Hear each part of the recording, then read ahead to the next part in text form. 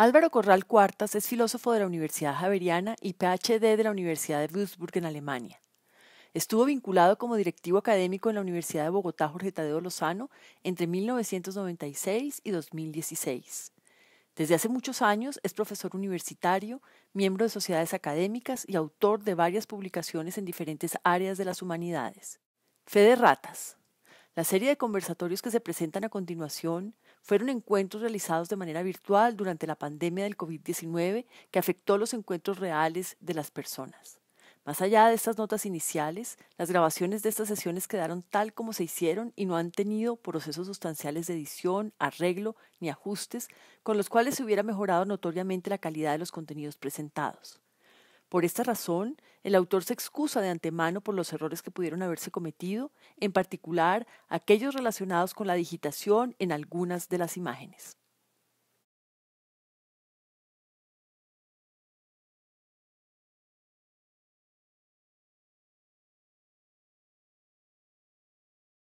Entonces, arranquemos con la sesión de hoy. Es la última de estas 4 sesiones del conversatorio sobre la luz en la pintura italiana y holandesa. Entonces aquí está el segundo tema que mencionaba Inés Cristina a propósito de la visión y la pintura como descripción, que de alguna manera pues es algo que después pues prácticamente buena parte de la doctrina de la fotografía recoge como una idea fundamental. En la tercera sesión nos ocupamos de la pintura en su relación con la cartografía de la palabra impresa y hoy quisiera pues primero eh, mostrar como está indicado allí el problema de la iluminación versus el problema del reflejo. Entonces, y quería hacer un énfasis especial en la pintura italiana, porque prácticamente las últimas 2 sesiones hice más énfasis en la pintura de los Países Bajos, en el estilo del norte. Quería empezar con esta imagen, no sé si la están viendo, a propósito de lo que se puede entender como iluminación y reflejo. Es una fotografía de paisaje y me sirve para introducir este conversatorio, decir lo siguiente. Es como si el estilo italiano, a propósito de la representación pictórica, y el estilo holandés fueran complementos. No son 2 estilos en sentido estricto, sino más bien 2 maneras de ver, si se quiere, la realidad, dependiendo del énfasis que se haga en el tipo de foco que se quiere puntualizar. Si se hace en clave de iluminación, buscando, por ejemplo, las características de la realidad, o si se quiere más bien verlo en clave de reflejo. Entonces, dependiendo de eso, pues aquí el lago nos ofrece una oportunidad de reflejo. Si eso está claro, entonces volvemos a par de cuadros que ya habíamos visto antes. Tenemos el de la Virgen y el Niño con el canónigo de Van der Paele y este cuadro también de la Virgen y el Niño de Domenico Veneziano.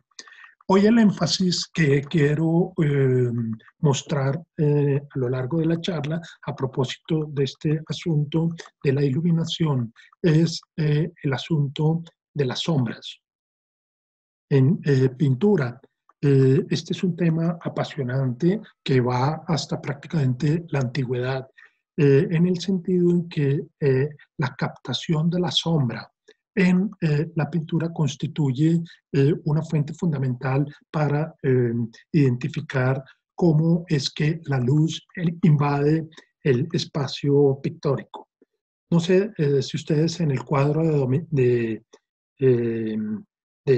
Domenico Veneziano en el lado derecho ven la forma como la sombra en cierta medida oscurece los detalles arquitectónicos y la presencia de la Virgen. Y por el contrario, la luz inunda el resto del espacio. En otras palabras, es el efecto propio de la arcada que está en la parte superior del edificio. Permite una entrada de luz y también hay una sombra que está finamente capturada por el pintor. Lo mismo, si ustedes detallan, pueden ver las sombras de los personajes proyectadas en las losas del piso. Entonces, este es un tema al que no se llegó de buenas a primeras en el desarrollo de la pintura, sino que está muy estrechamente relacionado con el tema del descubrimiento de la perspectiva o la invención de la perspectiva. Entonces, esos son algunos de los asuntos que me interesa comentar hoy y que exploremos con más detalle. Aquí tenemos algunos de estos temas de iluminación y sombra. Fueron conocidos por los pintores de la antigüedad. Nosotros tenemos pocas obras que hayan durado el embate del tiempo, estamos hablando de 2500 años, pero pues una de las cuestiones que dejó la erupción del Vesubio en Pompeya y Herculano fue que estas ciudades quedaron completamente sepultadas por casi 2000 años y se conservaron algunos de los frescos en muchas de las casas de aristócratas o personajes muy ricos de estas dos ciudades romanas.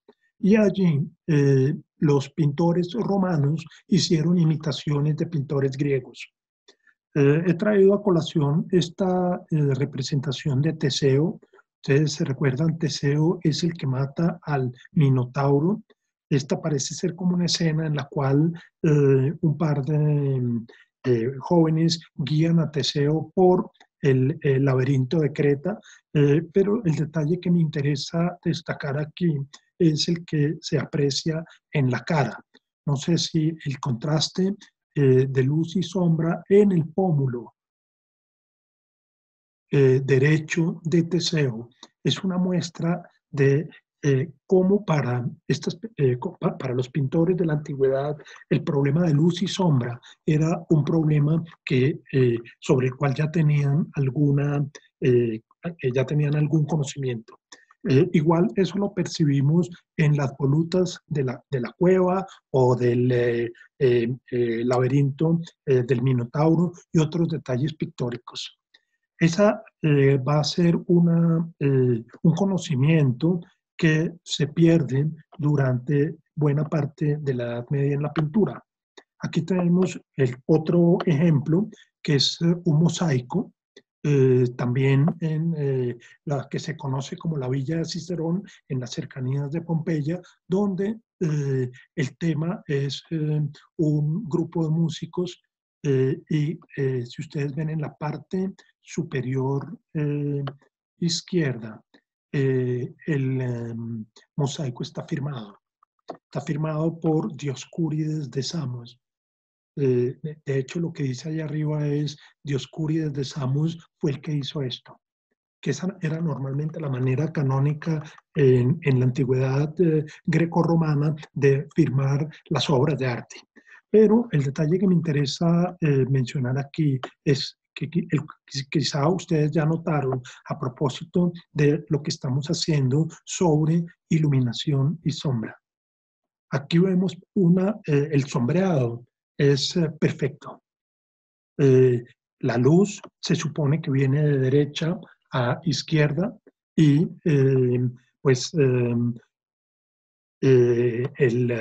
la proyección de la sombra es lo que vemos tanto en la pared como en el piso. ¿Sí?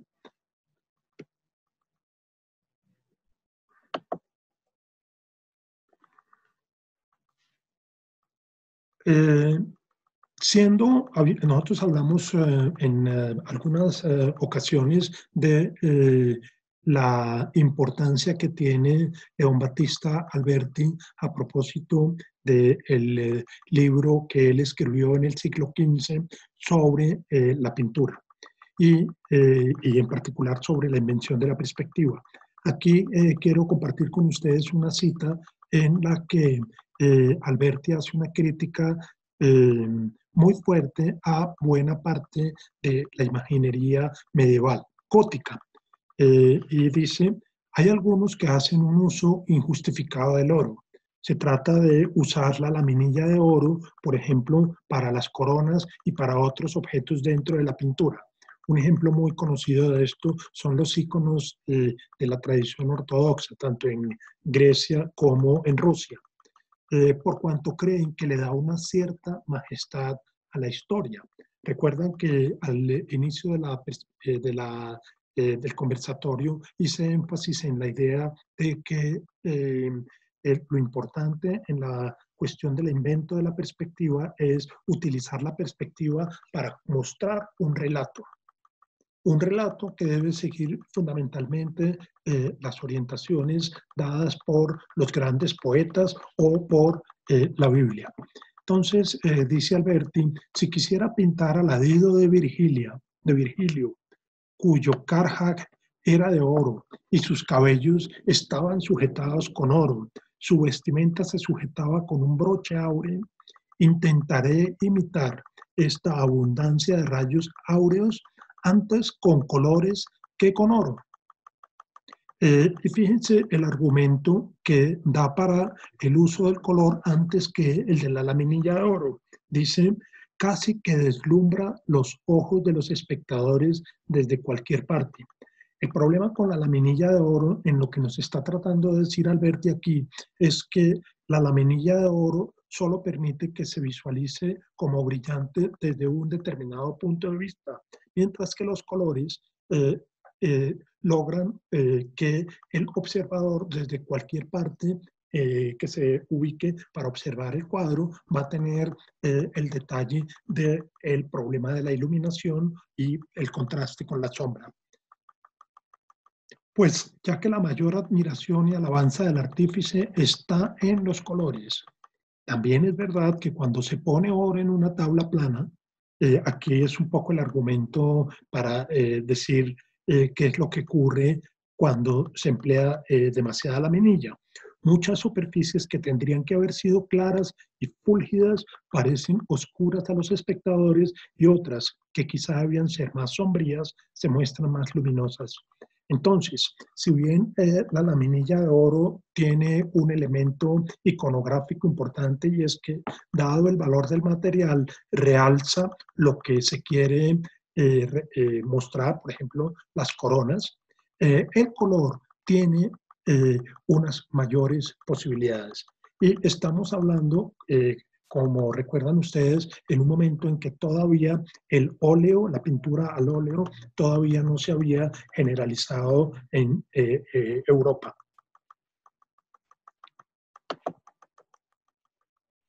Aquí tenemos dos ejemplos entonces de una y otra situación. Tenemos muchos de los textos antiguos, en particular textos religiosos como este evangeliario de la época de Carlomagno. Estamos hablando del año 781 después de Cristo. Se encuentra en la universidad, en la Biblioteca Nacional de París. Este es una imagen puesta sobre el pergamino y recurre a la laminilla de oro para los detalles que ustedes ven ahí, como el nombre de Cristo, la corona y algunos otros de los ornamentos. En lo que tenemos a la derecha es una Madonna que no sé si tenga aquí el dato, no.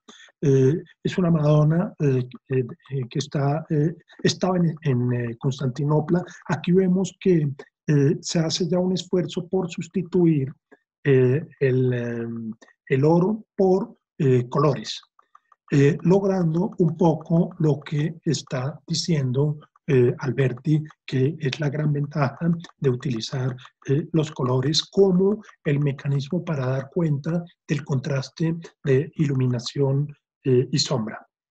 Con eso llegamos a otro cuadro en esta evolución. Todavía, por supuesto, no estamos en el Renacimiento. Este es de los últimos cuadros que podríamos decir son de la época gótica, antes del Renacimiento. Tenemos un cuadro de Duccio Buoninsegna, que está actualmente en la Galería Nacional de Londres, donde vemos cómo los efectos, cómo el artista es capaz de capturar los efectos de iluminación y de sombra. Por ejemplo, miren ustedes estas paredes. Pero aquí encontramos, miren, por ejemplo, la ventana. Esta ventana, pues aquí el pintor es consciente de los efectos de luz y sombra que producen, en este caso, los rayos solares, pero fíjense que no le pone sombras a los personajes.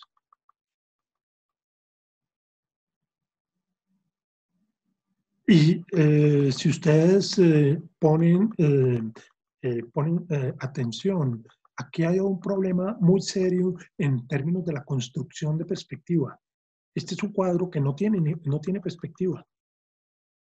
Y eso pues es algo que pues va a venir 100 años después. Sin embargo, hay un detalle que vale la pena. Fíjense ustedes, sobre todo aquí tenemos otra vez lo que llamamos, o lo que yo he llamado como un cuadro de escenas fílmicas, en el sentido en que tenemos aquí la primera escena en la que Cristo cura al ciego, y aquí el ciego suelta el báculo y se larga a caminar. En ese báculo es posible percibir la sombra.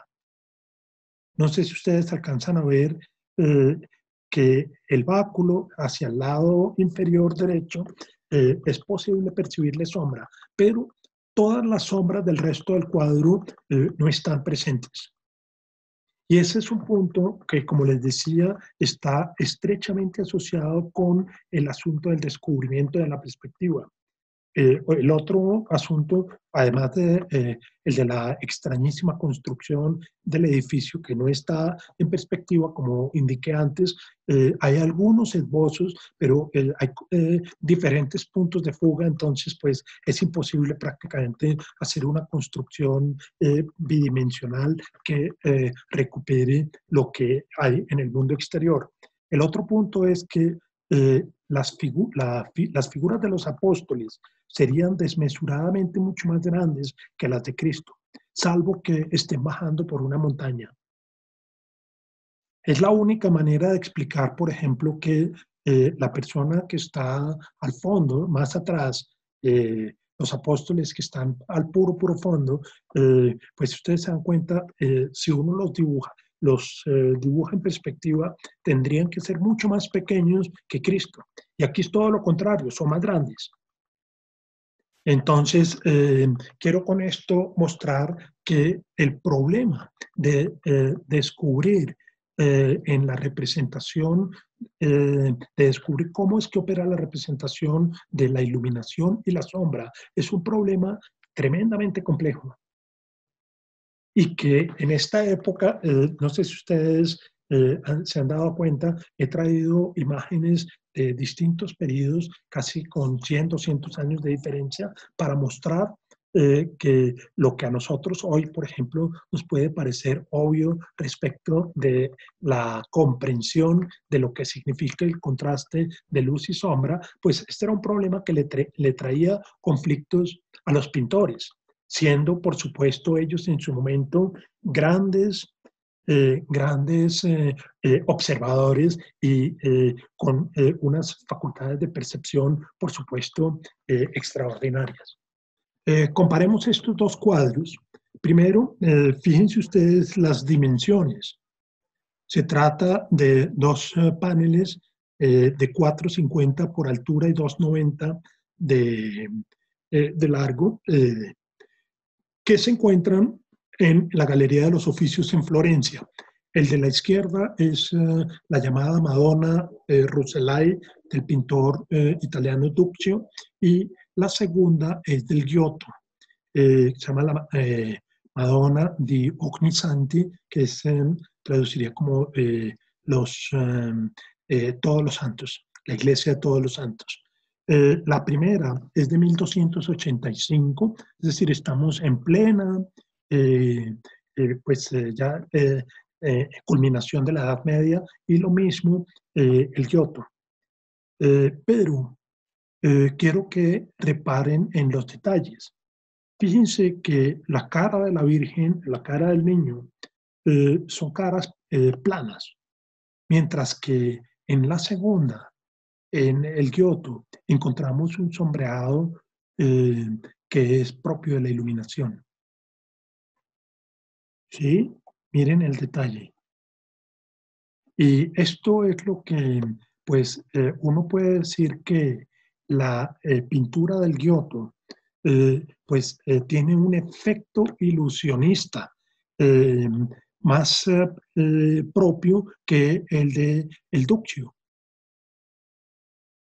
Si ustedes miran aquí, haciendo este ejercicio de ir y venir entre los dos cuadros, el sombreado se encarga de darle a la imagen unas características de realismo más adecuadas a la percepción que nosotros tenemos de la realidad.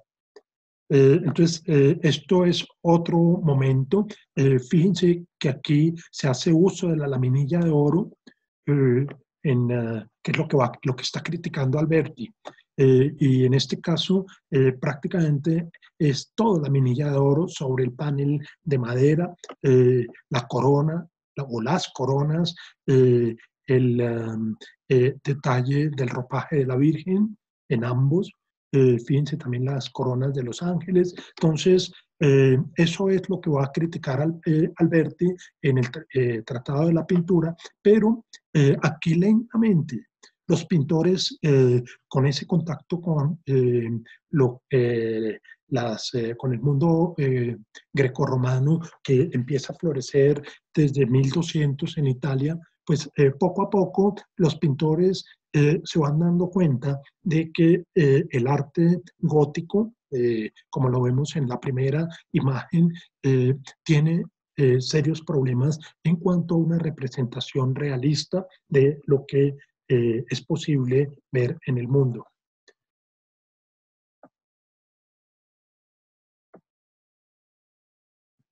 En este cuadro también tenemos otro problema sobre el cual hablamos en algún momento cuando mencionaba el asunto de la perspectiva aérea en los cuadros que vimos de Leonardo da Vinci sobre también este tema de la huida de Egipto, la Virgen de las Rocas.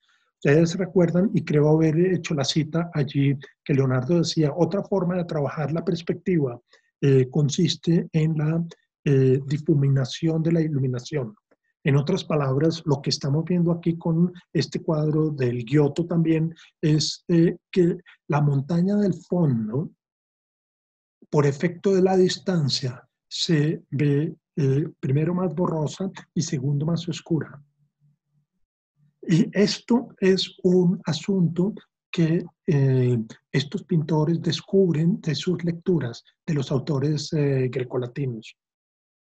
En particular, en la historia natural de Plinio se encuentran que viene a ser redescubierta por esta época en Italia. Encontramos que allí Plinio ya hablaba de este tipo de descubrimientos por parte de los pintores griegos y después sus imitadores en Roma. Y por eso traje a colación la imagen de Teseo en una de las casas de Pompeya y el mosaico, para que vieran que lo que Plinio nos estaba contando en la historia natural, cuando habla de la pintura, pues ya era, pues fue un conocimiento que en cierta medida se perdió, pero que los pintores italianos poco a poco, o los pintores en Europa, con la introducción y la consolidación del Renacimiento, se vuelve a descubrir y se vuelve a poner en a la orden del día.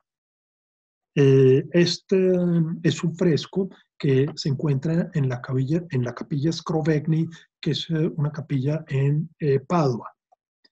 Aquí traje simplemente como detalle curioso, el detalle de la capilla son, en esta época son pequeñas capillas que están adornadas en todas las paredes. Esta es una escena del juicio final, no sé si ven los diablos eh, a la derecha, o sea, a la izquierda de Cristo, y el purgatorio y el cielo con los ángeles y toda la representación. Pero esta es la otra parte de la capilla. Y la imagen que traje antes no está en esta pared, sino en esta otra, pero no pude encontrar una fotografía. Es un verdadero espectáculo esta capilla, porque es un espectáculo de luz producido por los colores. Y se mezclan los colores también con los colores de los mármoles. Todo lo demás es mármol. Ustedes podrán aquí ver cómo hay una tradición desde estas capillas hasta lo que se conoce hoy, por ejemplo, como la Capilla Sixtina. De hecho, estas capillas son apodadas también las capillas sixtinas del norte de Europa. Ah, no, sí traje el otro, aquí está la otra parte de la capilla.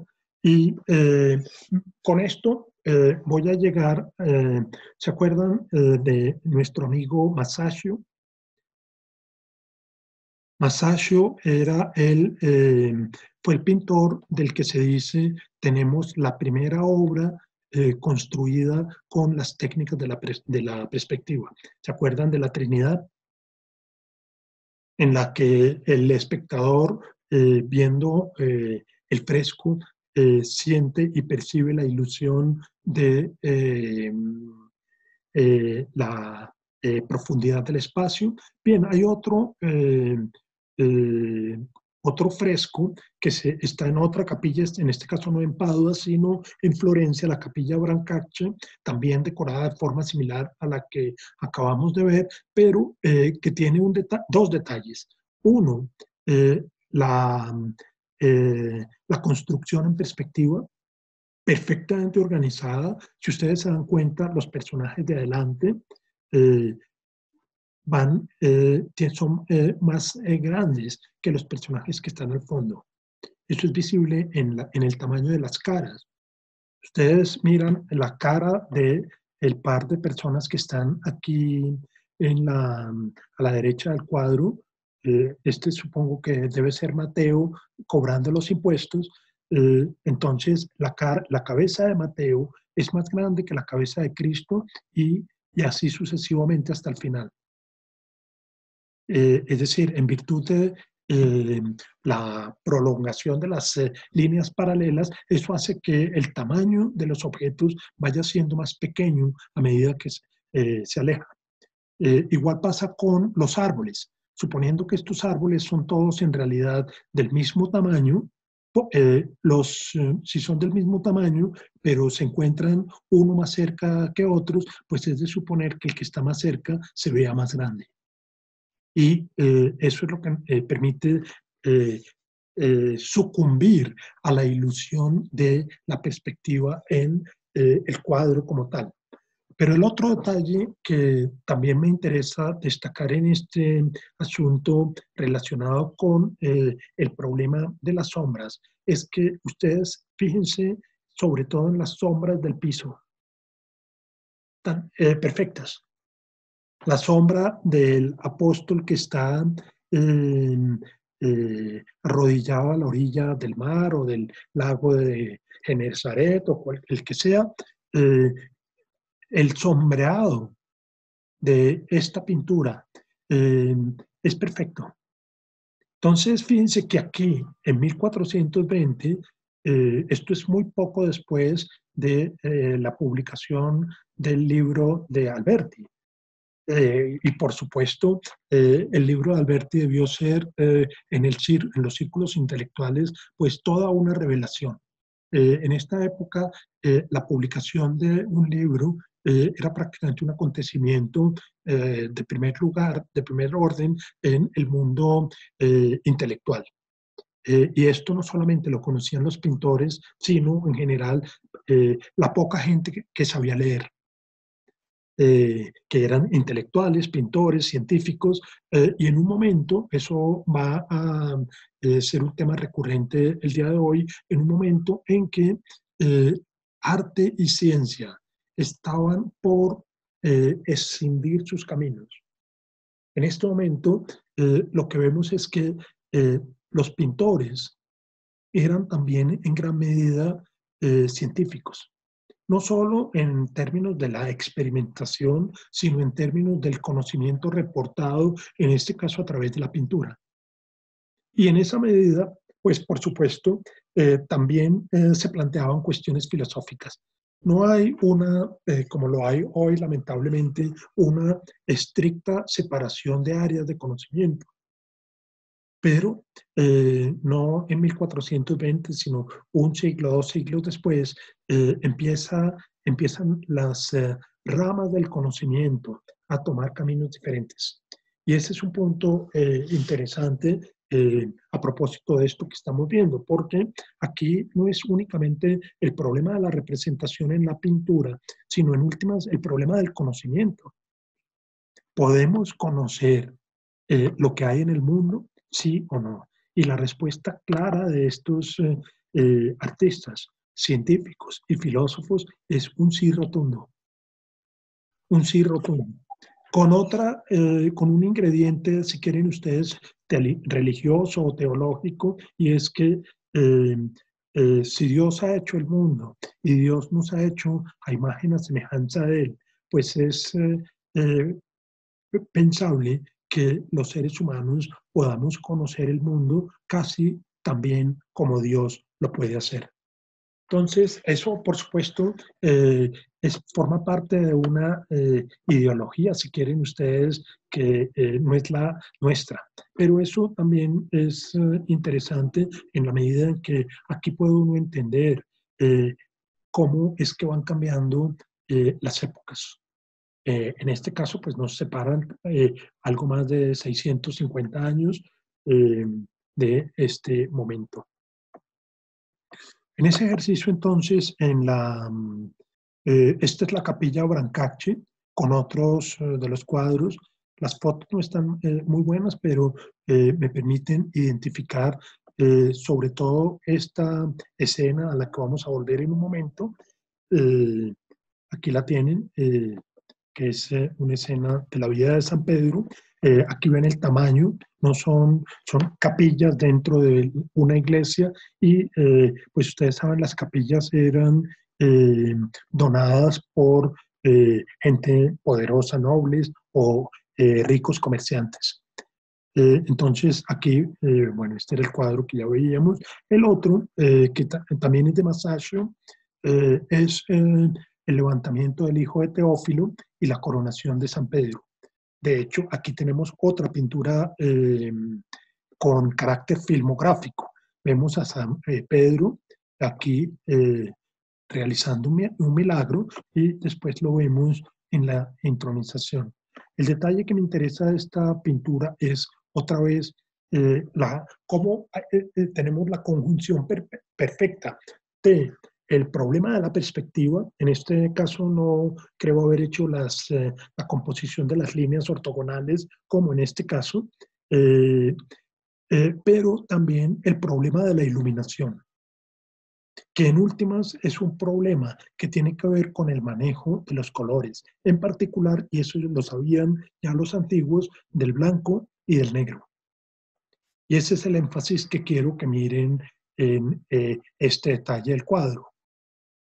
Y otra vez vuelvo a Alberti. Dice Alberti lo siguiente: resta que se hable de la recepción de la luz. Esta es ya la entrada que hace Alberti para terminar su libro, después de haber hablado de la perspectiva, el problema de la luz. Dice, en los rudimentos, o sea, en la parte inicial del texto, hemos demostrado suficientemente qué fuerza tiene la luz para variar los colores, pues manteniéndose los géneros de colores, se hacen más claros o más oscuros según el impulso que reciban, de luces y de sombras. El blanco, ahí me faltó poner, y el negro son los colores con los que expresamos en pintura las luces y las sombras, pero el resto de los colores son la materia a la que se agregan las alteraciones de luz y de sombra. Este es un detalle muy interesante que yo no sé si ustedes se dieron cuenta.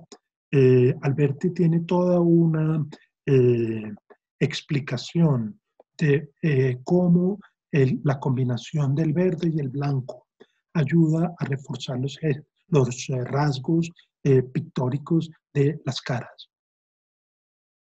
En este caso, fíjense ustedes aquí los rastros de verde combinados con el rosado y todo matizado con el uso del blanco y del negro.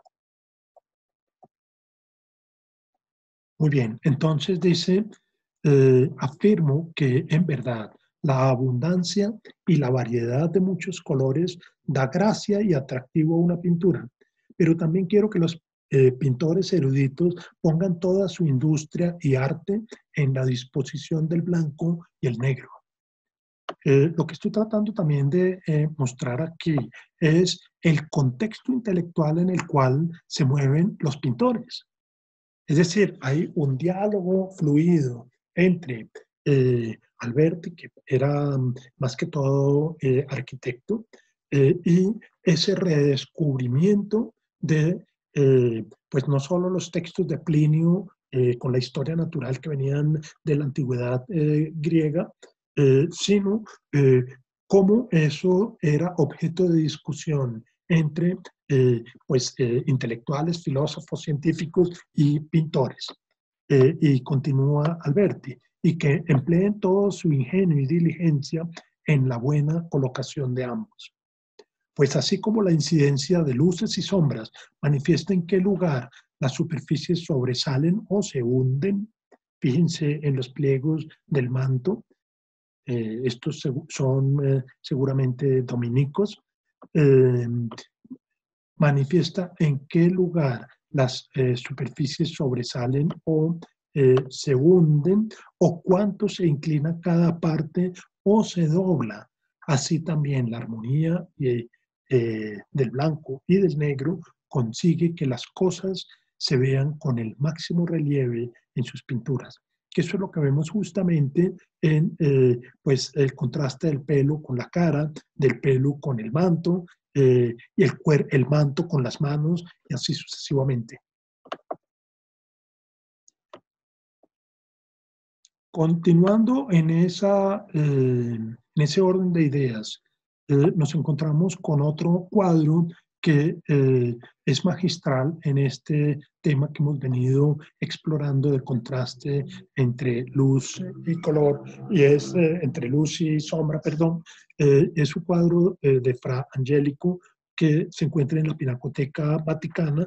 Es una témpera sobre madera donde se cuentan episodios de la vida de San Nicolás de Bari. Este, como les decía, otra vez es un cuadro filmográfico. En este cuadro hay 4 escenas. En este caso se trata del salvamento milagroso de una embarcación a punto de hundirse. No sé si quieran ver la película hacia adelante o hacia atrás, pero ustedes ven en la pintura, están los 4 barcos. Y aquí es el barco al comienzo del naufragio en 3 etapas. Aquí ya lo vemos botando agua y salvado. Entonces, no es que se trate de presentar 4 barcos, sino es más bien que la misma pintura tiene un orden secuencial, tiene 4 escenas.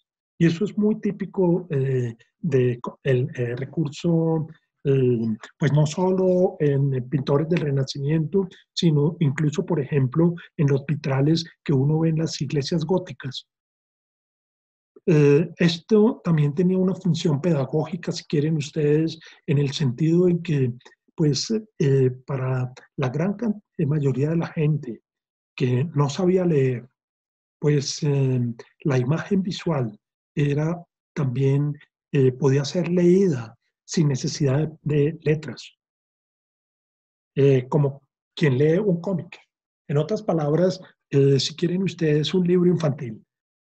Un libro infantil, sobre todo para la más tierna edad, pues es un libro que no tiene palabras, pero sin embargo puede uno entender y puede un niño entender eh, desde prácticamente el año y medio, puede uno entender las secuencias de relatos.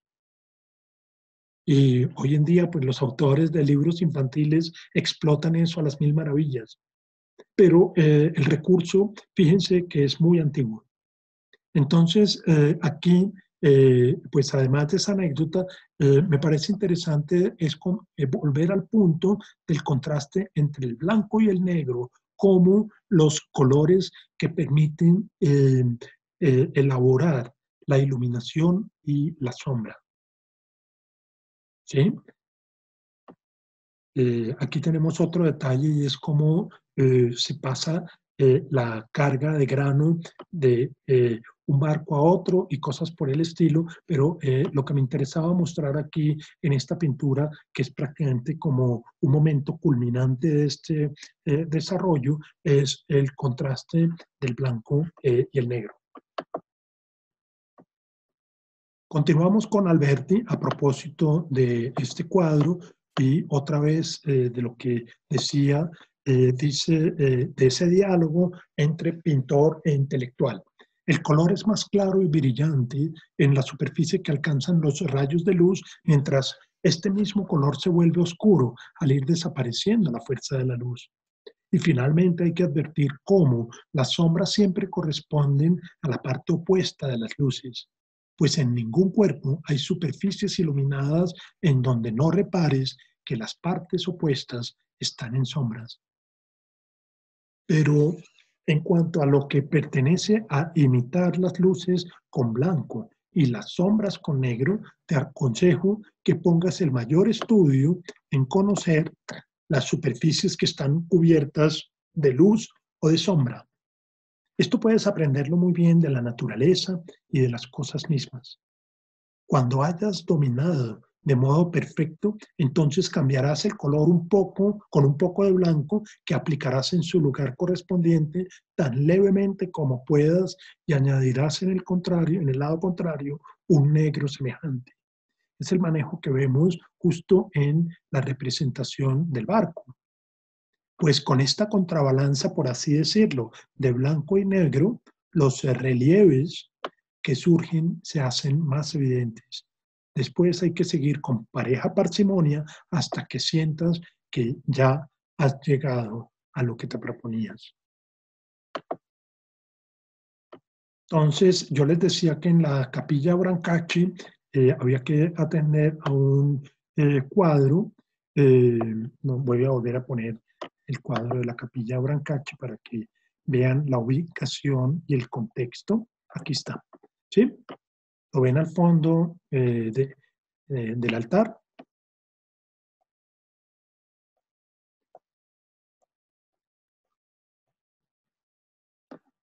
Seguimos con nuestro amigo Masaccio, que como les decía es el autor de la primera obra conocida utilizando las técnicas de perspectiva, pero también es un autor que desarrolla el problema de luz y sombra con especial cuidado. Miren ustedes aquí la configuración de perspectiva. La línea roja no es la horizontal, está un poquito inclinada. Hay ciertos programas que permiten precisamente establecer la línea de perspectiva para establecer en este caso la horizontal, pero el punto que me interesa también mostrar aquí es la forma como el pintor desarrolla el problema de las sombras. que es el que ustedes pueden ver en las sombras proyectadas por los cuerpos en el piso. Y hay un punto interesantísimo también que está conectado con lo que veíamos antes del relato y de la historia. Según se cuenta, creo que esto es en los Hechos de los Apóstoles, San Pedro no toca al enfermo, simplemente su sombra es la que se encarga de curarlos. Entonces aquí, pues no solamente está el problema de la sombra en términos pictóricos, sino que está el problema de la sombra en términos iconográficos. En otras palabras, es la sombra la que se convierte, por decirlo así, en la causa eficiente del milagro. Entonces,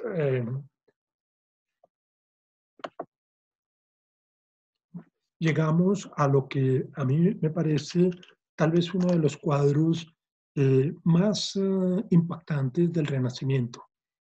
Como ustedes se dan cuenta, primero, es un cuadro muy pequeño, también óleo y témpera sobre madera de 59 por 82, cuadro muy pequeño que lleva por título La flagelación, que es del artista Piero della Francesca.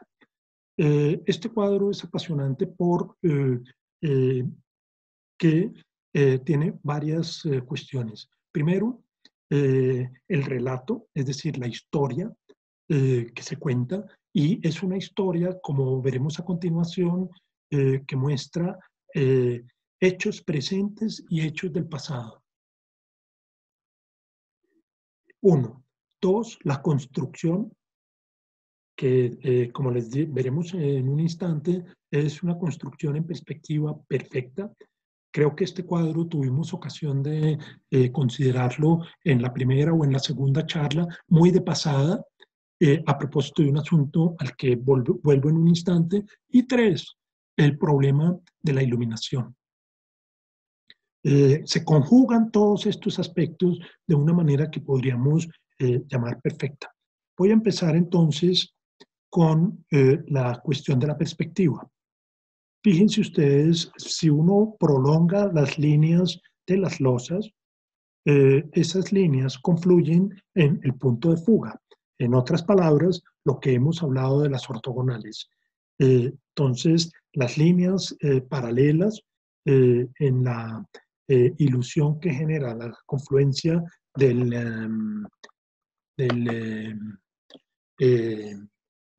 la visión hace que confluyan en un determinado punto, y ese punto es lo que se conoce como el punto de fuga, que lo tenemos justo a la derecha de la persona que está azotando a Cristo. También es posible extraer del techo las paralelas de los soportes y las columnas, que eso es lo que ven ustedes en esta parte del cuadro. Entonces, aquí tenemos un cuadro que nos permite extraer las ortogonales con relativa facilidad. Y he puesto otras adicionales que tienen que ver con los edificios que están a la derecha, donde también la confluencia es perfecta. Ese es el primer aspecto. El segundo aspecto está relacionado con la construcción y con la dimensión temporal de lo que se pinta en el cuadro. Claramente son dos escenas. Una escena, si quieren ustedes, frontal a la derecha, y otra escena al fondo a la izquierda. Escenas que están separadas fácilmente por 1500 años. Y eso, dijéramos, a nosotros nos parece un poco difícil de percibir, porque casi que vemos que los vestidos de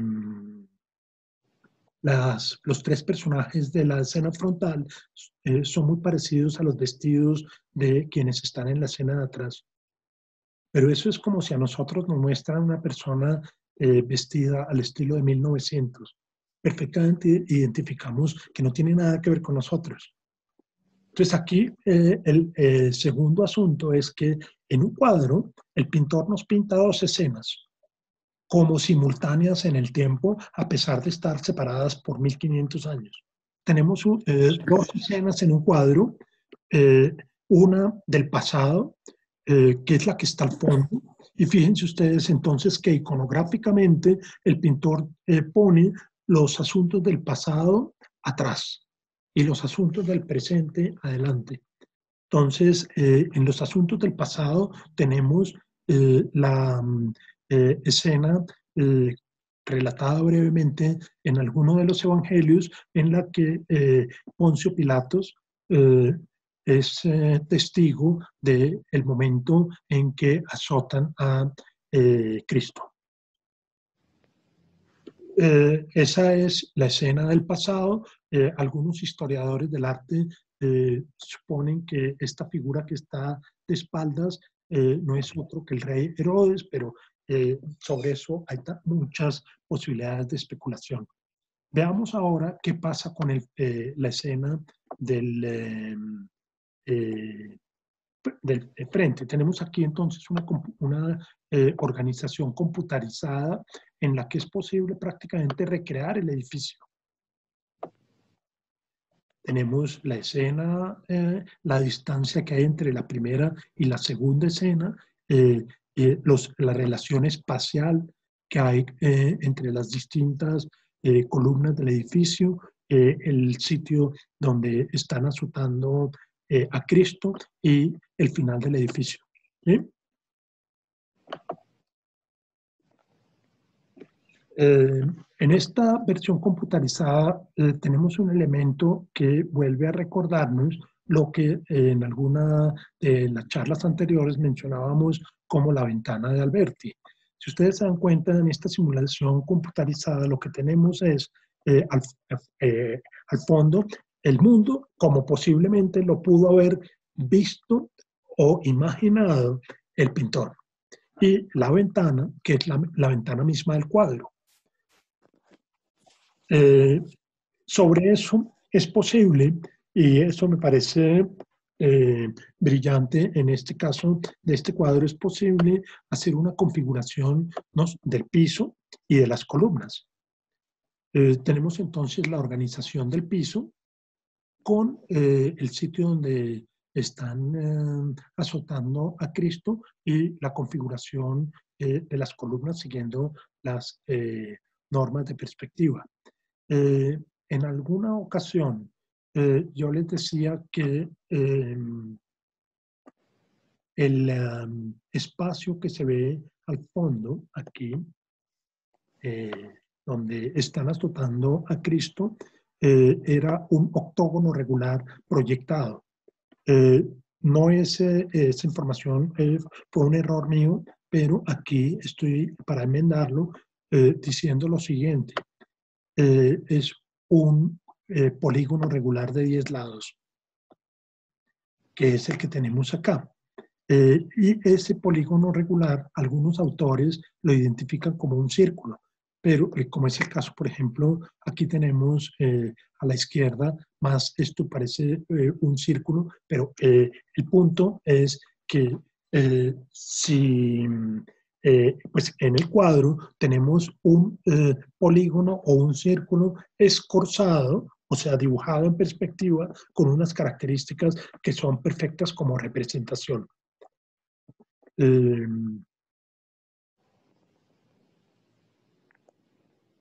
¿No? Lo que estaba diciendo como comentario. Hay un detalle que permite, de acuerdo con algunos autores, identificar a Poncio Pilatos. Y con esto, la representación es un diálogo en el tiempo. Y dijéramos, es un diálogo en el tiempo no solamente para la época en que se hizo el cuadro en el siglo XV, sino para nosotros hoy. porque para nosotros, para la memoria de nosotros hoy en 2020, pues los asuntos de 1438 son tan borrosos como los de la época el azote a Cristo. Entonces, fíjense este detalle. A la derecha tenemos una medalla del emperador bizantino Juan VIII, Palaiologos, quien hizo una visita a Florencia en 1438. También de un importante escultor y grabador florentino llamado Pisanello. Fíjense el parecido que hay entre las dos figuras. Esto para un historiador del arte esto no es una casualidad. Es prácticamente como una especie de prueba de que aquí Piero de la Francesca estaba tratando de enviar un mensaje con su pintura. ¿Cuál es el papel que juega aquí el emperador bizantino? En 1438. ¿Qué pasa en Constantinopla en esta época? Recuerden ustedes, Constantinopla cae en 1453 en manos de los turcos. Y en 1438, es decir, 15 años antes, ahí ustedes me ayudan con la aritmética, 15 años antes, el emperador viaja a Florencia a pedir ayuda. Entonces, fíjense como un detalle histórico. Nosotros sabemos que Pilatos, frente al problema de Cristo, lo único que hace es lavarse las manos. ¿Se acuerdan? Dice, yo la verdad aquí no sé cómo sea esto. No sé si es Barrabás o Cristo. Resuelvan ustedes ese problema. Yo me lavo las manos. Entonces, si es cierta la hipótesis de que el emperador aquí acude a pedir ayuda, esa ayuda es negada porque pues, Europa en este momento, Italia tiene otros problemas, los turcos son tremendamente más poderosos que prácticamente todos los países europeos juntos, entonces pues no hay caso. Y eso trae como consecuencia que en 1453, tal vez la ciudad más grande de Europa y de Asia en ese momento es Constantinopla, cae a manos de los turcos. Entonces, eso me parece interesante mostrarlo en que el pintor no solamente está preocupado por estos asuntos de forma, sino que también está haciendo un diálogo con su época y un diálogo con su época y el pasado. Todo en 40 por 80 centímetros. Si miramos un poco con atención algunas de las especulaciones que existen sobre los tres personajes de la parte frontal del cuadro, vemos entonces que se trata lo que podríamos llamar de una escena de momento en la que aparece en el centro un personaje que era el conde de Urbino, Antonio da Montefeltro, que fue asesinado en 1444 con dos de sus asesores. En especial reparen en la calidad del vestido de el personaje que está a la derecha. Parece que hubo toda una conspiración para eliminarlos. Y tenemos otro personaje, se llama Federico da Montefeltro, que después se convierte en el duque de Urbino. Ahora vamos a mirar eso con un poco de detalle, por lo que resulta interesante detallar este cuadro. Entonces vemos que aquí lo que hay es una doble escena de traición, o si quieren ustedes, triple escena de traición.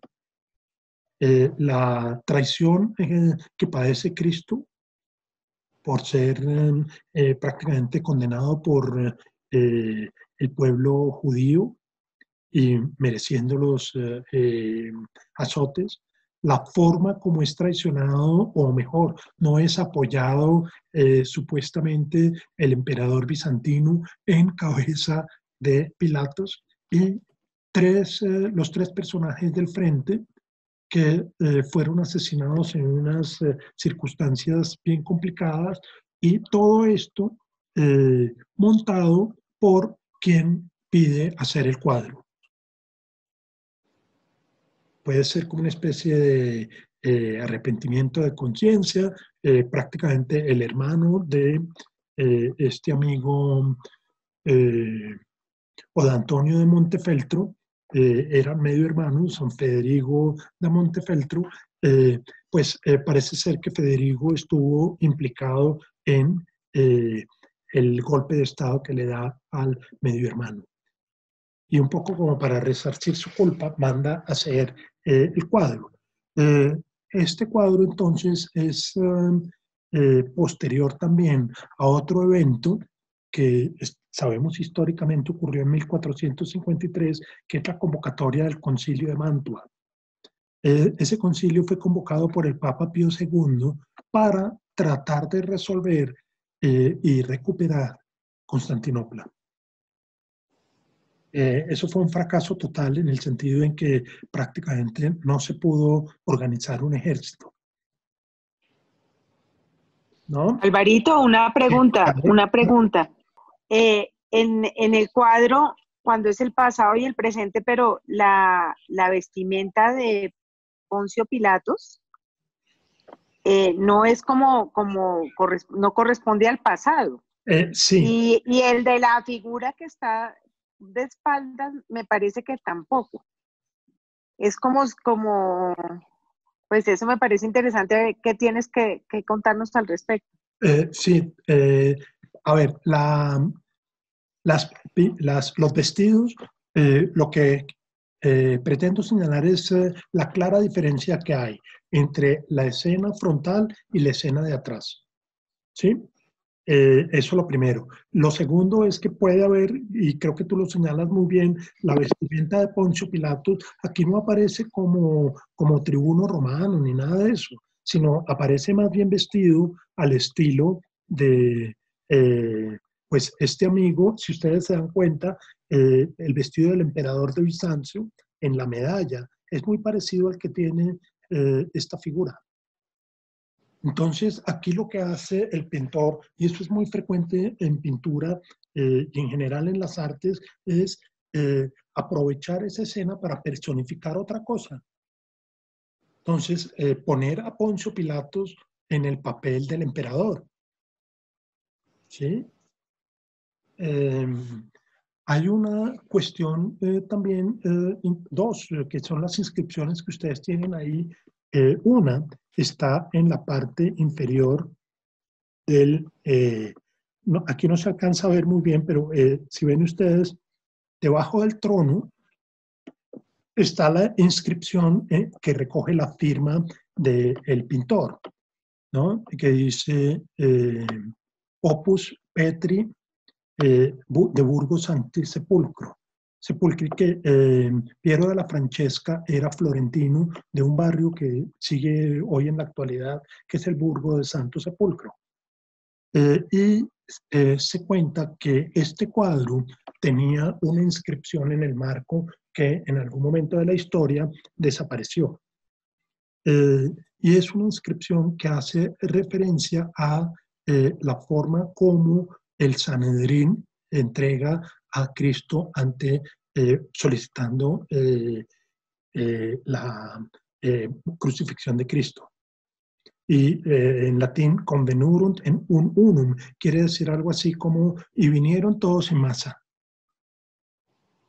Vinieron todos en gavilla, dicho pues en este caso por el pretor romano, pues vinieron todos en masa a ver qué pasaba. Entonces, lo que me parece interesante aquí es mostrar ese diálogo entre pasado y presente, asumiendo que el presente es 1438, pero en este caso es pasado, pasado y presente hoy. Es decir, ¿qué podemos nosotros decir de estas cosas? Posiblemente si no se hubiera encontrado esta medalla, pues seguiríamos perfectamente ignorantes respecto de poder hacer una asociación de Pilatos con alguien más. Lo interesante de la historia del arte es que es una disciplina que con descubrimientos que se van haciendo, pues se pueden hacer este tipo de conexiones y es muy claro que este tipo de asociaciones no son resultado del azar. Es decir, la probabilidad de que Piero de la Francesca haya utilizado este tipo de vestimenta que no es común para la época y sí lo es, en cambio, por ejemplo, en esta representación del emperador de Constantinopla, bizantino, pues permite que entre esa asociación haya razones muy poderosas, si se quiere, de diálogo. Entonces, eso lo primero. Lo segundo, sí, el detalle del vestido, en este caso de Pilato, me parece que es adecuada, pero creo que se mantiene la idea de la diferencia de los vestidos respecto de los otros personajes. Y ciertamente el que se supone que es Herodes, pues es una vestimenta oriental, que puede ser parecido al de esta, pero hay un contraste entre los ropajes. Y el otro detalle del ropaje que me permite aclarar Juanita también es el del hombre de la derecha, el de la extrema derecha del cuadro.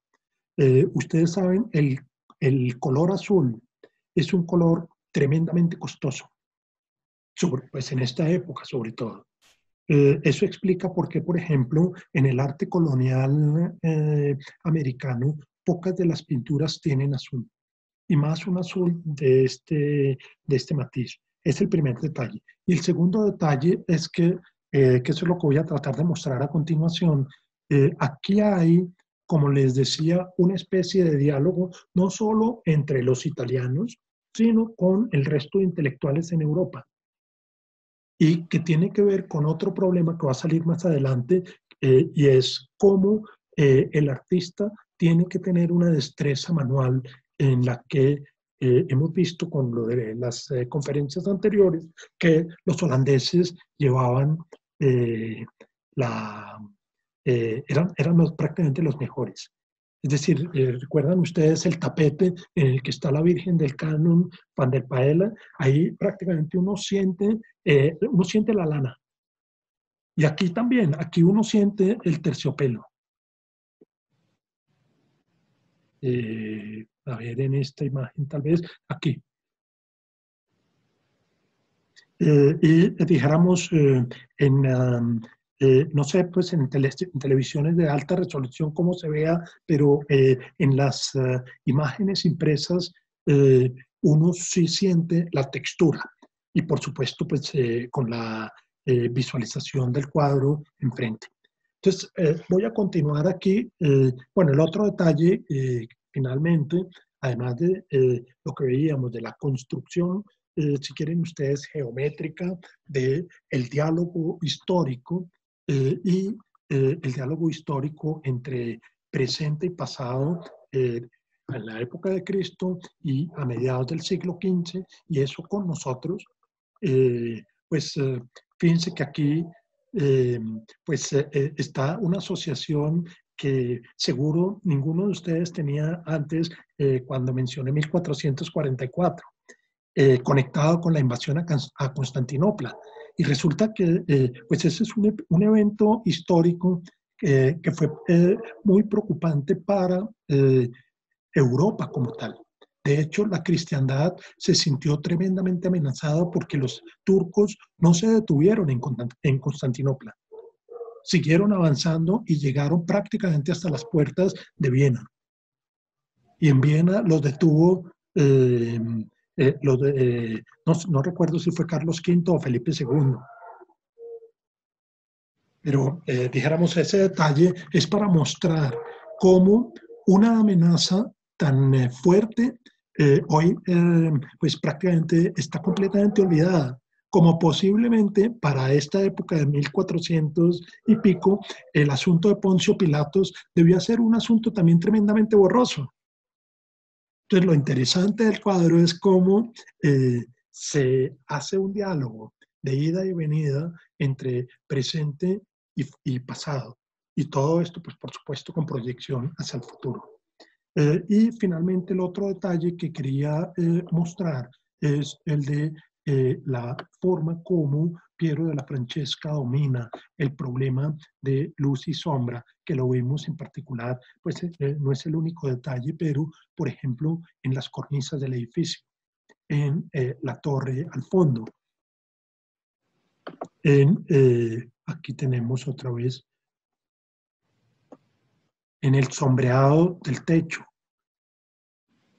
la forma como entra la luz en esta parte del edificio. Aquí tenemos entonces al amigo Federigo da Montefeltro, que ustedes posiblemente este cuadro lo han visto. Es un cuadro muy, muy famoso, especialmente por la nariz deforme de Federico da Montefeltro.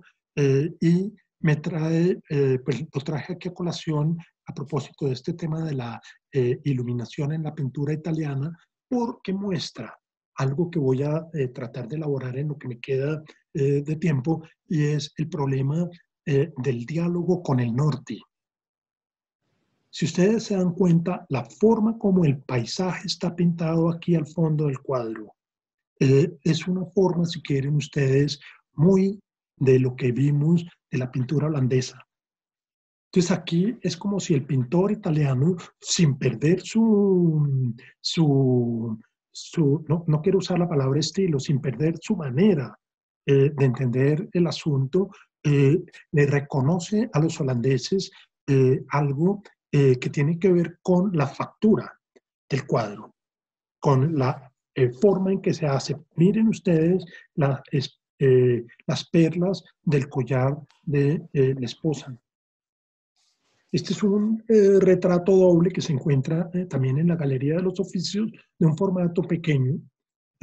Y entonces muestra, miren ustedes la forma como se difumina la luz, siguiendo un poco los parámetros tanto señalados, ya señalados por Alberti y acentuados algunos años después, justo en esta época, también por Leonardo, como lo veíamos cuando vimos en alguna ocasión el cuadro de la Virgen de las Rocas.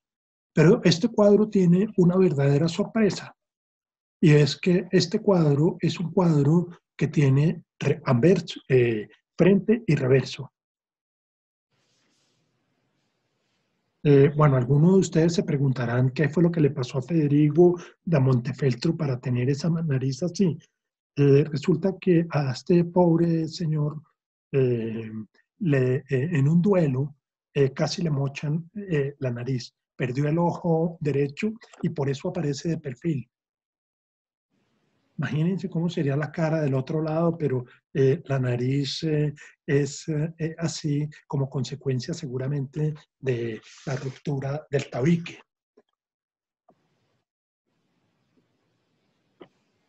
Bueno, voy a pasar aquí.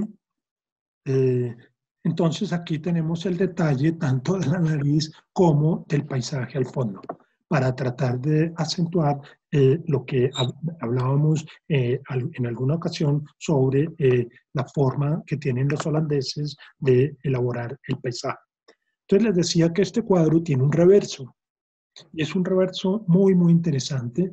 Este es un cuadro para ser puesto, si se quiere, en la mitad de una habitación. Tenemos aquí el retrato de Federigo da Montefeltro y el retrato de la esposa, por el lado, por el revés. Y las dos imágenes merecen una atención, especialmente porque muestra varias cosas. Voy a empezar por la inscripción que está en el lado derecho. Y dice, es ella, o sea, la mujer de Federigo da Montefeltro mantiene su modestia en circunstancias favorables.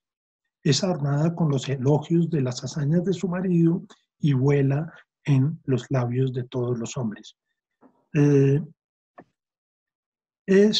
Fíjense, los detalles no son caballos, son unicornios. Y son unicornios llevados por un cupido. Y es interesante porque aquí se encuentran las tres virtudes que se asocian con la mujer casta. Entonces, aquí hay una mezcla, historia, iconografía y valoración, en este caso, por la muerte de esta señora. Se dice que pues esta mujer que da la espalda es una monja clarisa, pero en la iconografía el gris es el color del tiempo. Y lo que está mostrando es que el viaje es un viaje en el tiempo. En otras palabras, un viaje a la eternidad, en este caso de la persona que ya ha fallecido. Y en el caso del otro lado tenemos otra inscripción que dice: Él es llevado a la gloria, ilustrando cómo la fama celebra sus virtudes como regente y portador del cetro. Entonces vemos a Montefeltro con armadura, como una especie de soldado romano que está coronado por la victoria. Y las cuatro virtudes: templanza, justicia, fortaleza, etc. Llevado también, en este caso no son unicornios, sino son caballos. Esto es interesante también porque si ustedes, no sé si se dieron cuenta, ¿qué pasa con el paisaje? Hoy en día, pues uno con una máquina, con un aparato celular, uno puede hacer una foto de 360 grados. Pues este es el equivalente de una foto de 360 grados en esta época. Miren ustedes, aquí creo que viene la siguiente diapositiva, que es una especie de... aquí tenemos el derecho y el revés del cuadro como la foto de 360 grados. Entonces, otra vez, si bien el punto central de la exposición hoy está relacionado con el asunto de la iluminación, el contraste, en este caso no como reflejo, como lo veíamos en la pintura holandesa, sino como iluminación, pues es una iluminación en el contexto de los dos inventos fundamentales de esta época: el de la perspectiva, uno, y el manejo de la luz en contraste con la sombra. Y aquí nos vamos entonces, luego de esa breve exposición sobre el tema de la iluminación, nos vamos a otra manera de ver el asunto que está relacionada con lo que he llamado el problema del reflejo. Y en esto los holandeses, los pintores flamencos, son los maestros. Este es un cuadro que también para mí es apasionante. Es el tríptico del altar de Merode. Es un cuadro pequeño. De hecho, ahí tienen las medidas de los paneles. Es como si hubiera sido encargado. Los donantes son los que están a la izquierda. En este cuadro, en el panel central, ustedes, lo que quiero indicar es que es como una especie de alegoría del problema de la luz. Y eso es lo que voy a tratar de mirar en las ampliaciones. En primer lugar, señalar cómo el cuadro está construido con todas las reglas de la perspectiva. ¿Sí?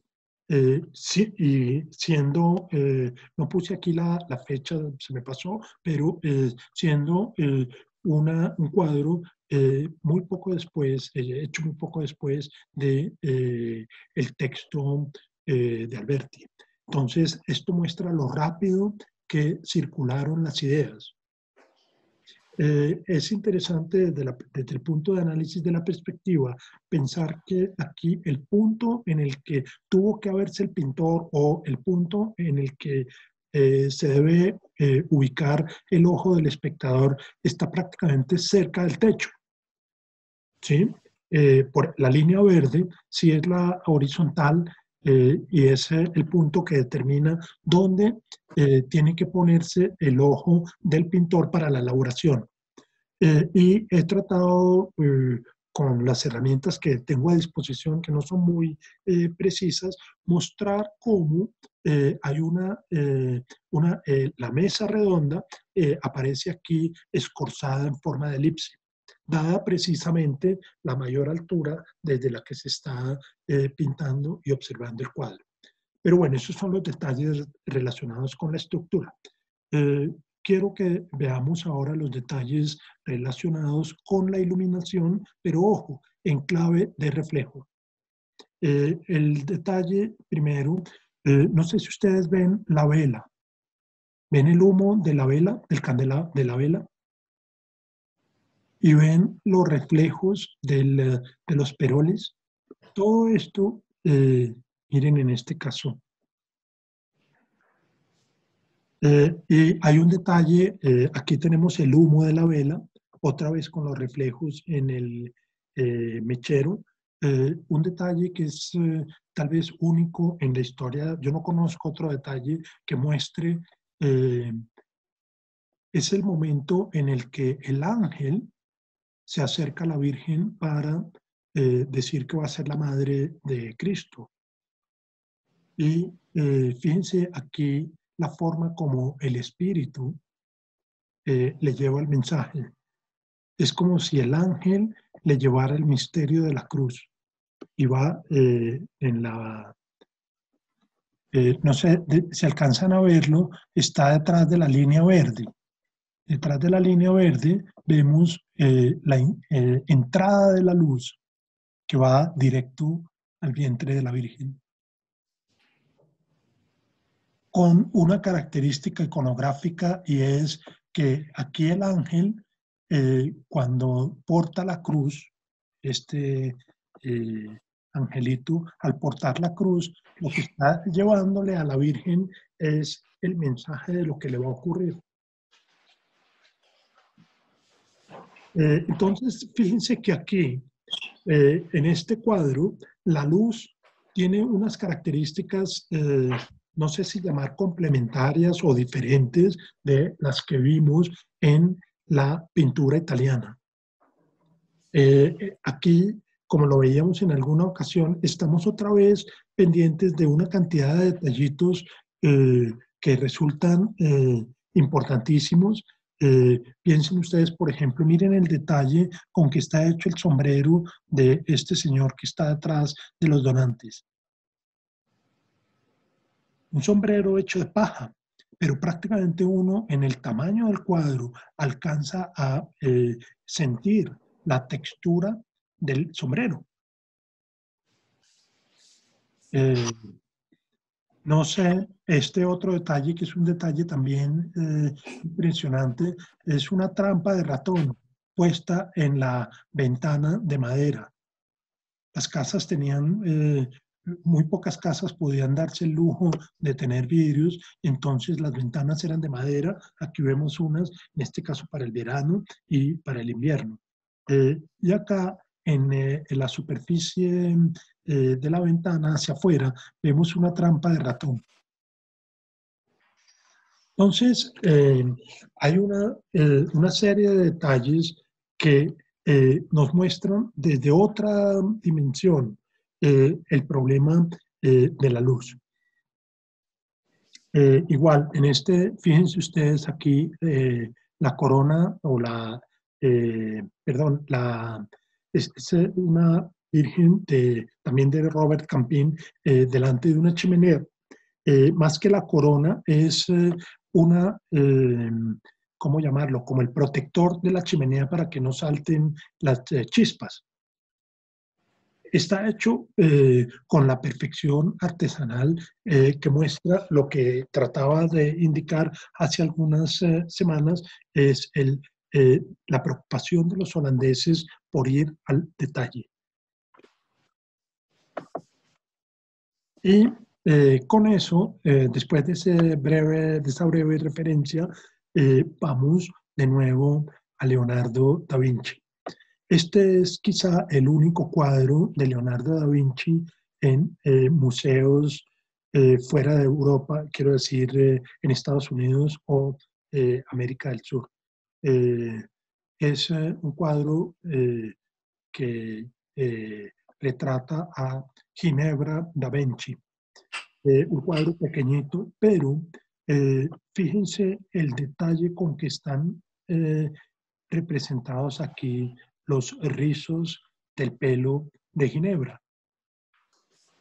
Esta es otra vez una manera holandesa de hacer las cosas para tratar de mostrar que propiamente no existe una tensión entre uno y otro estilo, por llamarlo de alguna manera, entre norte y sur, sino maneras diferenciadas, pero con profundos diálogos en una y otra dirección.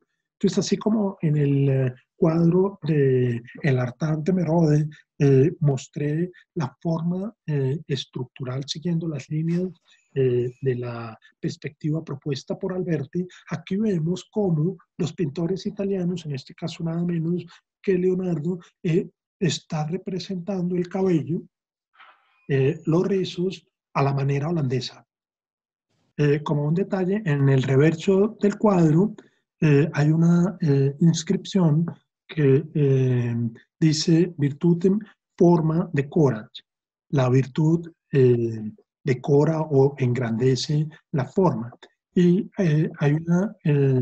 vemos una ramita de laurel, una palma y en el centro una rama de enebro. Y aquí la interpretación que hacen algunos historiadores del arte es establecer la conexión entre enebro y, en italiano se dice ginepro, entre ginepro y ginebra.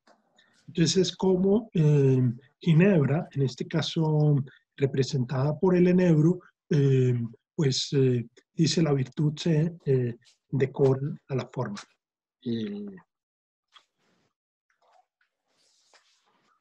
Aquí, entonces, este es uno de los primeros dibujos que se conocen de Leonardo.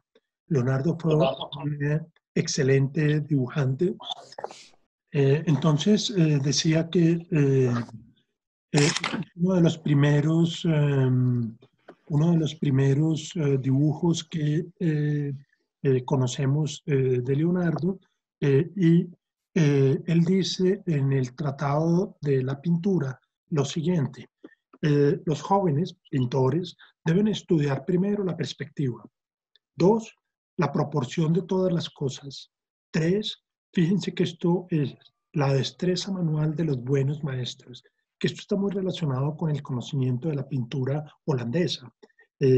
Aquí creo que con lo que he mostrado antes, pues Leonardo reconocían los holandeses la capacidad para, por ejemplo, pintar un sombrero campesino tal como es, para adquirir sus virtudes, y luego la naturaleza, para constatar por sí mismos las razones de lo que han aprendido. En este caso, del cuadro anterior, el conocimiento de la naturaleza no es otro que el de la perspectiva aérea.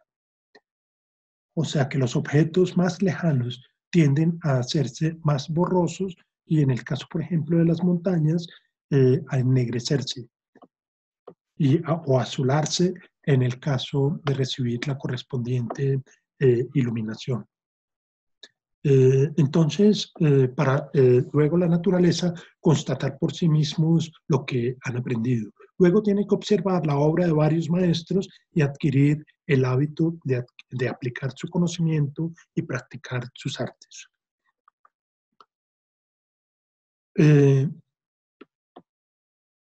Aquí lo que quiero mostrar, no sé si ustedes se dieron cuenta, es, a propósito de ese diálogo, la similitud que existe entre la forma como Van Eyck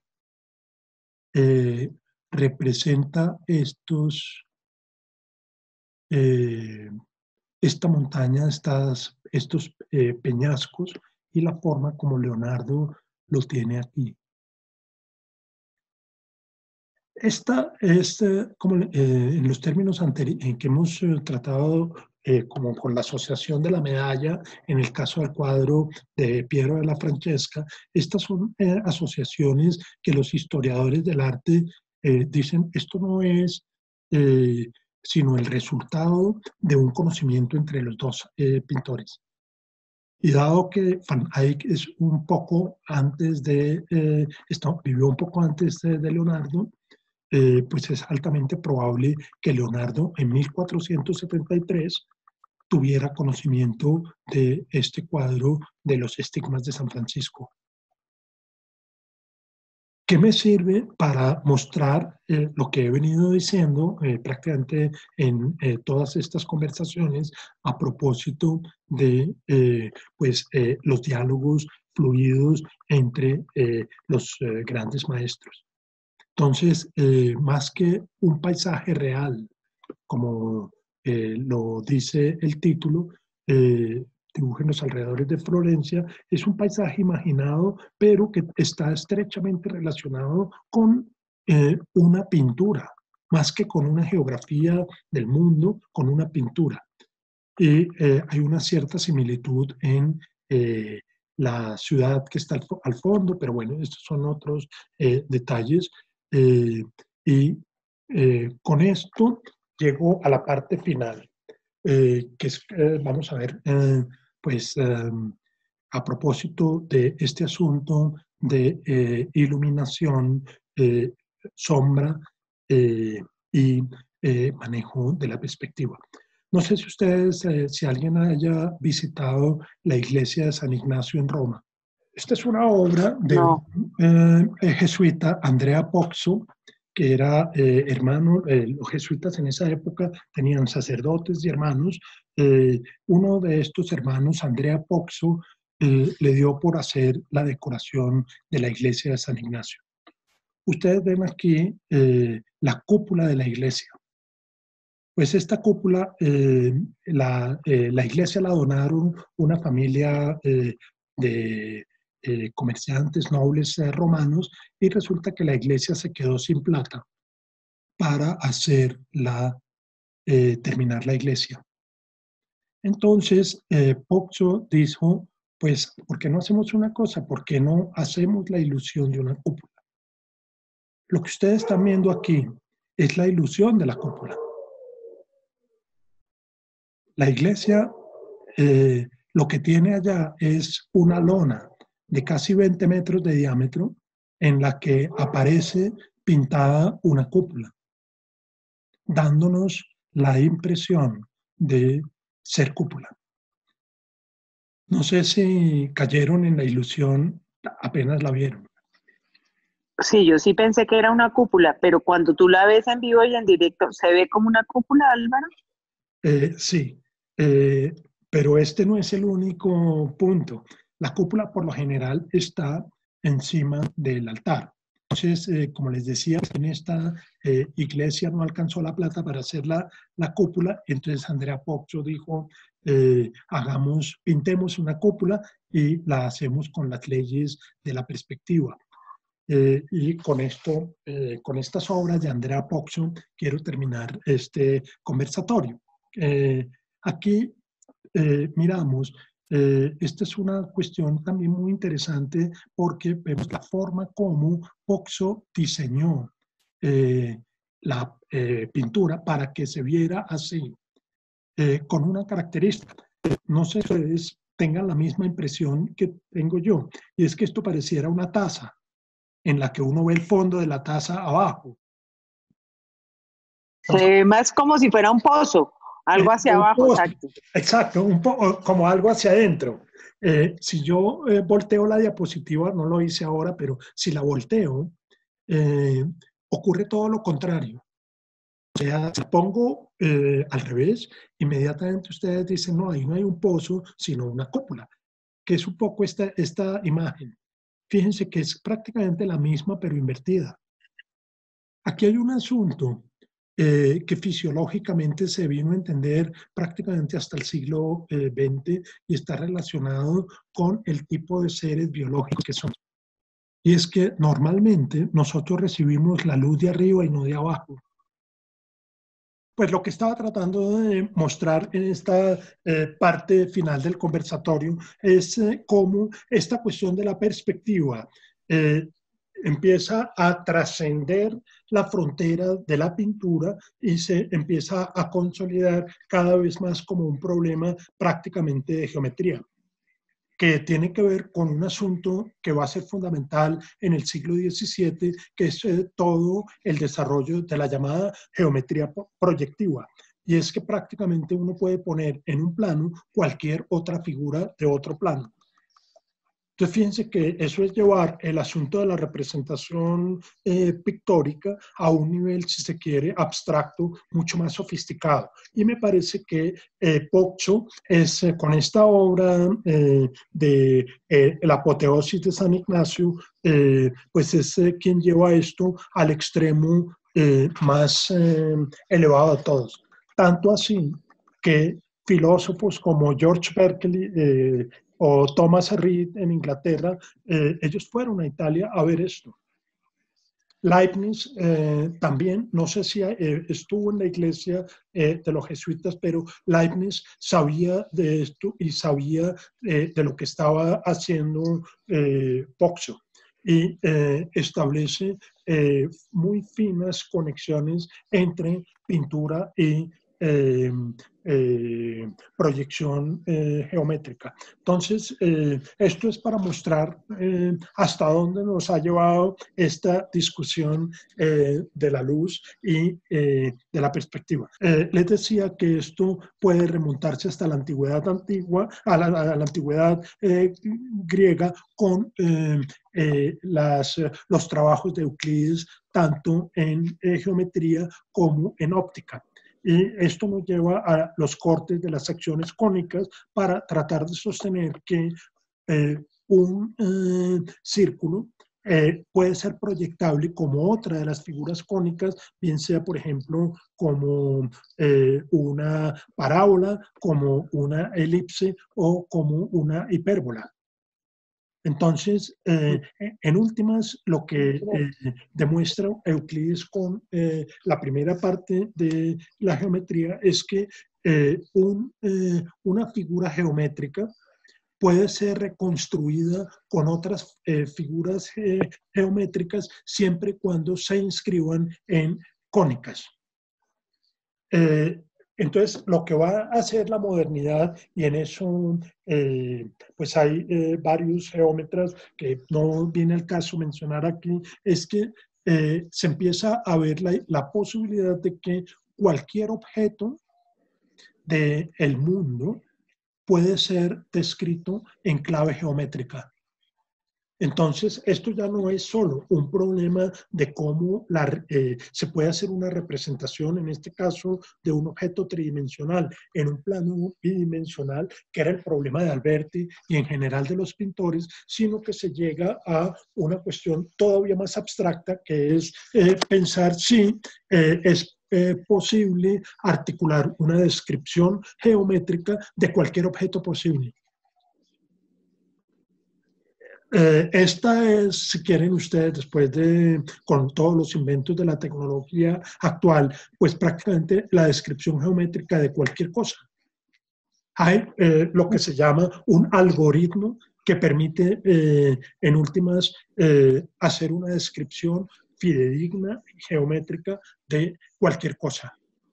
Entonces, aquí lo que está planteando Poccio y lo que estaban pensando filósofos como Berkeley, como Thomas Reid y como Leibniz a propósito de estas cuestiones de Poccio es cuáles son las consecuencias ontológicas, o sea, cuáles son las consecuencias en la realidad de las cosas que pueden ser representadas por el espíritu humano. Y prácticamente lo que viene a decir alguien como Leibniz es que no hay ninguna limitación. Y Leibniz dice esto pensando en este cuadro, en el fresco de Poggio. Fíjense aquí he trazado las ortogonales a partir de las paralelas de la arquitectura con una característica, y es que no sé si ustedes aquí se dan cuenta de este es el momento en que la arquitectura le abre paso a la bóveda. ¿Sí ven? Aquí esto es ventana del mundo real. ¿Sí la ven? Pero todo esto es pintura. Todo esto está hecho en la bóveda, en la superficie bidimensional de la bóveda cóncava. Que entonces lo que he hecho aquí es trazar las paralelas, en este caso, por ejemplo, de las ventanas hacia arriba y continuándolas con las columnas, que son columnas pintadas, todas estas. Pero en esta parte que estoy señalando, superior izquierda, esto es pintado. Esto no tiene nada de real.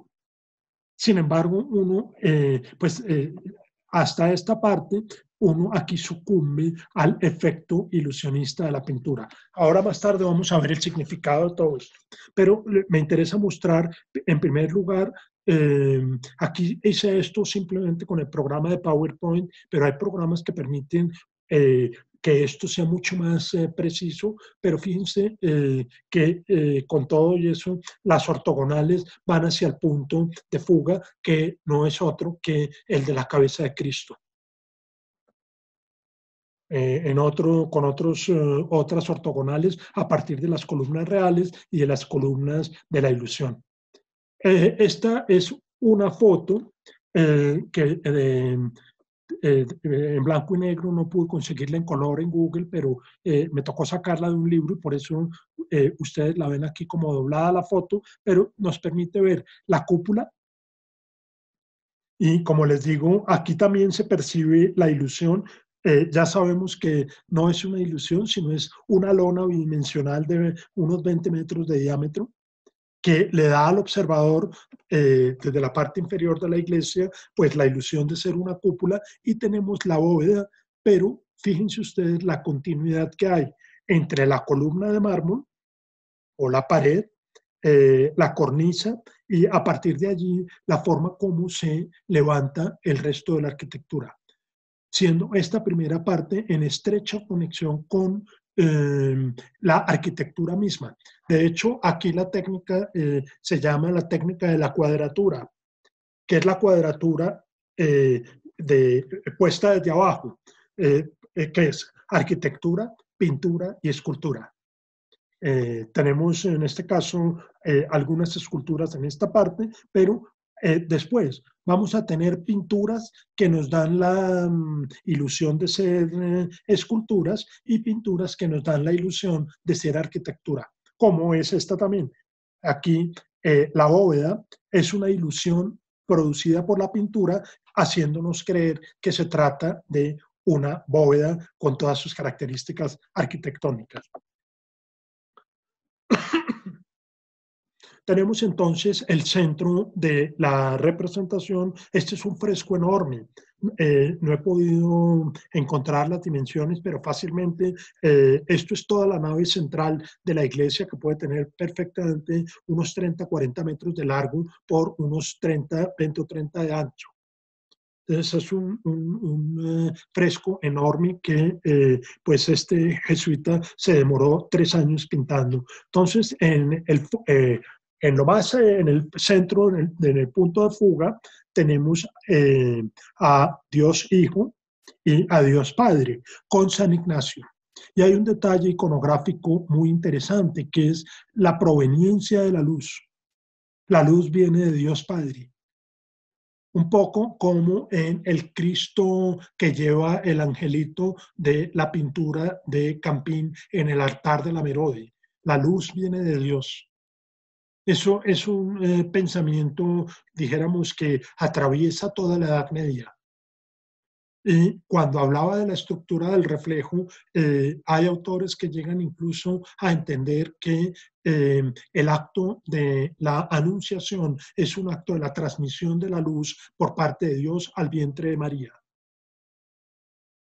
Y hay autores que en la teología medieval hablan de esa forma de leer el asunto de la encarnación.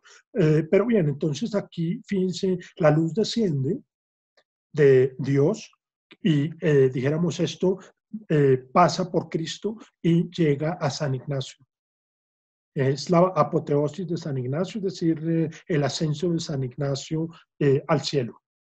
Aquí tenemos la imagen desde otro punto de vista en la que encontramos a San Ignacio, pero empiecen a reparar algunos de los detalles. Y piensen, por ejemplo, en este personaje que estoy señalando aquí. Cuando uno se ubica en la iglesia, uno prácticamente como que tiene la sensación de que en un momento se van a caer todos. Y esto pues tiene un espíritu, por supuesto, tremendamente barroco, y es que aquí no hay nada estático, todo está en movimiento.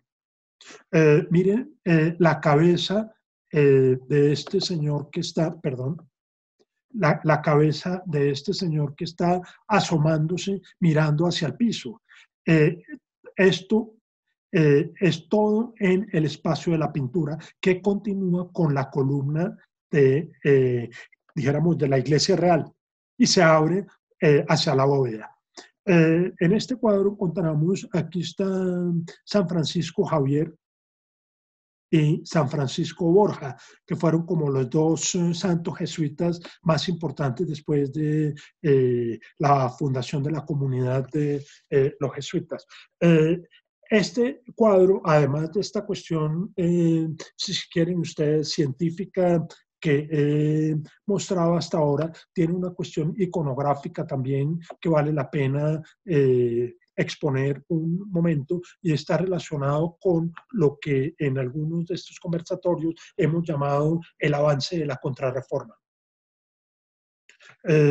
Por eso encontramos aquí estoy haciendo como un viaje de arriba hacia abajo, y después vamos a hacer un viaje de abajo hacia arriba. Entonces encontramos a San Francisco Borja, y más abajo encontramos en las 4 columnas principales de toda la bóveda, vamos a encontrar los espacios de evangelización donde estaban activos los jesuitas. Ustedes saben, San Francisco Javier fue evangelizador en India, en Filipinas. No sé por qué terminó siendo el patrono de la Javeriana, pero pues San Francisco Javier, el que aparece aquí, es el que fue evangelizador en la India, y lo que vemos es en esta imagen son los continentes, donde, si ustedes, la imagen de América no tiene muy buen pixelado, pero fíjense el pixelado de la imagen de Asia. Ahí es esto visto desde el piso. Uno prácticamente siente que las personas en cualquier momento van a terminar en el piso. Es decir, la ilusión es muy poderosa en ese sentido.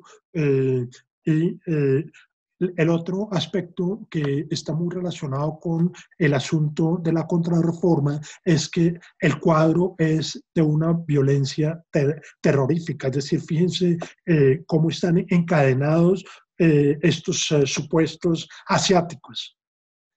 Igual en el caso de América, fíjense que no es muy pacífica la actitud de dominio que ejerce esta mujer con esa lanza. Es decir, este es el momento en el cual la iglesia ejercita su mayor músculo de violencia, y eso se ve en el cuadro, se ve, perdón, en este fresco monumental.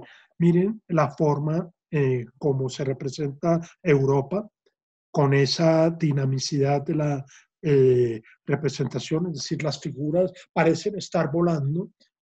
y en movimiento. Y a la derecha, la representación de África.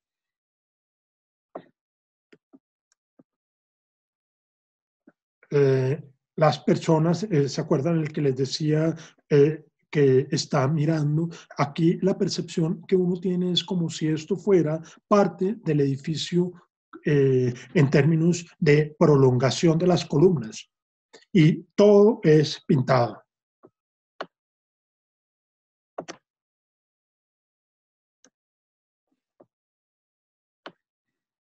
Muy bien. Tal era la sensación de violencia que en el vecindario de esta iglesia, cuando se terminó de consagrar y cuando se terminó esta obra, pues algunos de los romanos, de los vecinos, decían que el barrio ya no necesitaba más carnicerías porque aquí había 4. Esta es una anécdota de lo sangriento que tiene la representación y la forma de violencia que se empleó en el proceso de evangelización. Pero eso es como discusión para otro momento. Y pues son distintas imágenes. Con esto entonces volvemos a nuestro amigo Masaccio con la primera, lo que decíamos era la primera obra en perspectiva de 250 años atrás. Y con eso termino. Recientemente Patricia nos mandó al chat esta imagen. De hecho, eran más imágenes. Fíjense que está hecha con los criterios. Estos son artistas callejeros, en este caso artistas de playa, que con las normas de la perspectiva generan la ilusión de espacio. En este caso, una persona en la parte superior de un cubo. Para que vean que el problema nos sigue acompañando. Esta otra es una muy impresionante porque tiene que ver con los que conocen la Guerra de Galaxias. El artista aquí está como Darth Vader en una... este es una... es un metro de alguna ciudad, no sé si en Inglaterra, no le pude seguir la pista al sitio, pero fíjense ustedes también la ilusión que produce en este caso la representación de la nave espacial de Skywalker en Guerra de las Galaxias. Otro es la apertura de la calle y las dos imágenes que están vigilando el sueño de esta persona que yace dormida al fondo. Y con eso termino por hoy.